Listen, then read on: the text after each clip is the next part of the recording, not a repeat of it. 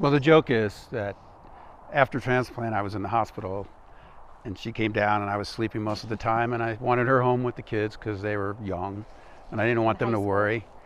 And I was there by myself a lot, mostly sleeping. So when it came time to be discharged, the social worker came in and asked me if I needed a ride. No, Yeah. she was there. She I was there. the Uber driver. She was there. I did charge him. I think we get a really nice lens into like patients' lives and what their relationships are like, and that is really important in knowing and recognizing when we're making treatment decisions, because sometimes the medications we're going to prescribe may alter the patient's personality a little bit. If they're prone to infections, they're going to be fatigued, run down, and these are things caregivers need to be aware of and ready for. But a good caregiver is just someone who's there for love and support. Actually had a doctor here in Park City that thought that he might have it, and that took me both of us for a big shock, because his dad, of course, passed away from it. But then when we got the final word, it was tough. I was in denial, I guess. But I knew we were in good hands with Huntsman. You know, multiple myeloma is not thought to be a hereditary condition, but we do see myeloma families, just like in Greg's case. You know, whether that's exposure related, whether there is, you know, something there in the DNA that we haven't found yet, I don't know. We work with the population science department here, and we're looking for germline mutations in myeloma families, but as of right now, we just don't have that data. You know, he explained how the difference between now and back when my dad had it, the different tools and weapons that we have now. So that was comforting. Well, I was living here, but I was there quite often. I was working from New York, so he was being treated in Manhattan mostly, and I was there quite a bit, I would say.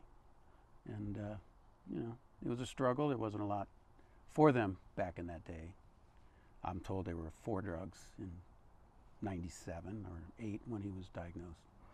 Now there's 20-something, close to 30. So my dad was an oncologist, and when I told him I was going to work in multiple myeloma, he's like, "You got to be crazy, right? I mean, 1990, 20 years ago, we had nothing, and now it's like we have so many tools. We've improved, right? But we're still not where we need to be." I think it's very powerful for the kids to know the treatment team and know what their parents are going through. But a lot of parents want to shield their kids from that knowledge, especially the younger kids. And so, yeah, I think it's tough. I think it's really an individualized situation. And I just try to ask them, you know, what do they think is best, and how can I play a role in helping? So in the beginning it was hard. We told them together. They didn't take it that well, but they just kind of learned to, I don't know if they learned to live with it, but they have to live with it. Now I don't tell them all the specifics unless it's really noteworthy, like yeah. changes in treatment, that sort of So I thing. want them to have a normal, somewhat, you know, college experience, not worrying about their dad. But they do. I think it made them better people. We scuba dive, we ski, travel quite a bit. We're going to go, you know, chase the kids around, and one of them's going to go to school in Spain this year, and we're going to probably go over there and bother him, whether he knows it or not. He'll probably like that. We'll pay for stuff while we're there. Yeah.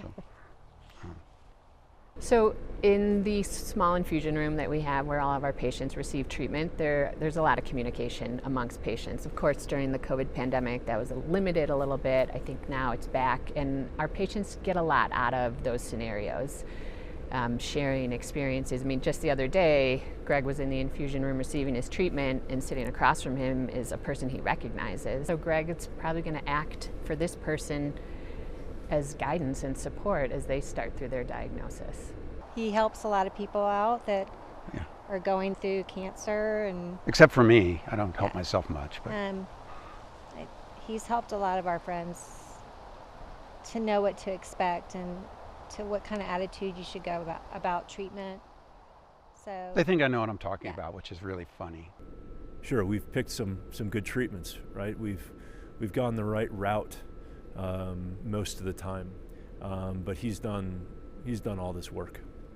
I've learned to deal with the little bad news as they come, and I take the good news with a little bit of grain of salt too. So, you know, the thing about multiple myeloma is you're never quite done, right? So, a good test, like we had just a great result the other day, and I'm certainly happy for it. But I also know I'll get another test.